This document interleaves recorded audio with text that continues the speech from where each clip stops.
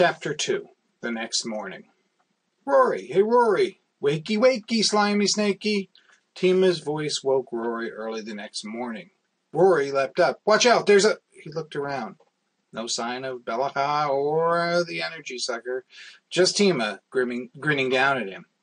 Aw, did the widow man have a scary dream? Rory shook his head. I don't know. It seemed so real. Tima laughed. Something about her laugh made Rory doubt he could have been attacked by an energy sucker or saved by a 5,000-year-old watcher.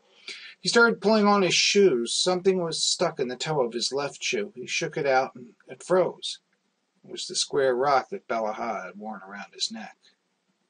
Look at this, Rory said, and held it up. Tima jumped down, held out her hand. Let's see. Rory handed it to her, and she studied the rock. Carvings look old. Where'd you get it? Rory started to tell her, and it all poured out. After he was finished, Tima looked at him, considering. You think I'm nuts? Asked Rory. Not replying, Tima pulled out her phone and dialed. Hey, James, you've got to get up here. No, before chores. No, now. It's just up the hill. James Namura, if I don't see you coming out your back door in 5 minutes, I'm coming down there to get you. Tima was always direct, maybe because she was the only African-American in school, maybe from growing up in New York City. She closed her phone and looked at Rory. Get Billy here. He said his mom grounded him for at least a month. Like that's ever stopped him before. Text him. Don't want the phone to ring. Rory did what he was told. Surprisingly, Billy responded immediately. Be right there. A few minutes later, the four were sitting in the hole, and Rory was repeating his story. Afterwards, he looked around. Billy's eyes were shining. Oh, we have got to come back for tonight's show. Someone's messing with you, but they went to a lot of effort. He grinned. Of course, fooling you and fooling me is a different story. Tima was looking at the rock again. Maybe he's connected to the Anasazi Indians. No one knows why they disappeared. James said, Anasazi is the Navajo word. It means enemy ancestors. So if this guy is from that tribe, I wouldn't say Anasazi to his face. Rory was amazed. You think it's real, James? None of this is very scientific.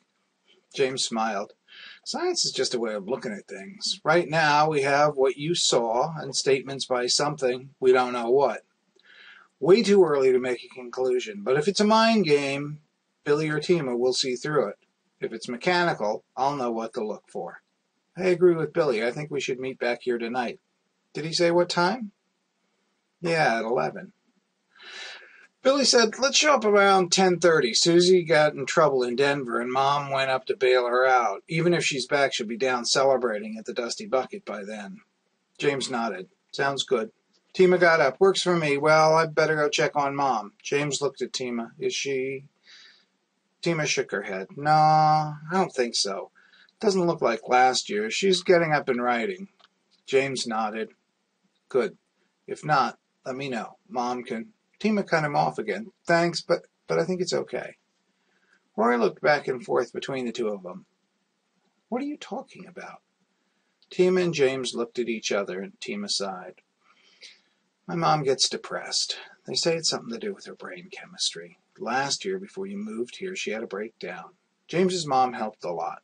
She signed on to be my temporary guardian if Mom had to go to the hospital. That's why I didn't go last night. Rory didn't know what to say. Tima gave a quick smile, but he could see she was worried. Don't sweat it. Everyone has something to deal with. We can't all have two sweet dads like you. James stood. Then we meet tonight. I have to go back home and help Dad. He's all upset. There was almost a riot at the council meeting last night, and he could hardly control it.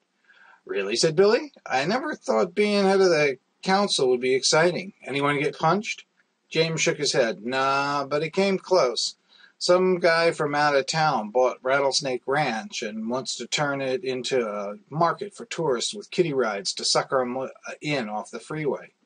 What's Rattlesnake Ranch? Asked Rory. It's that boarded-up tourist trap outside of town, answered Tima.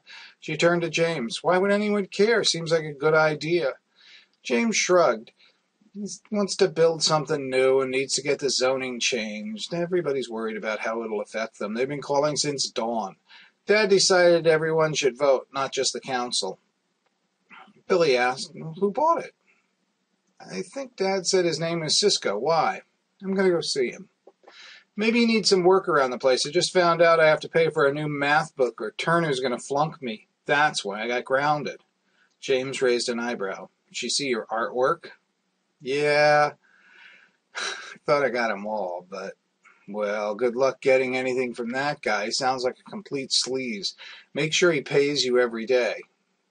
If he can rip me off, I deserve it. I like crooks. When they're sure they can outsmart you, they always make dumb mistakes. See you tonight.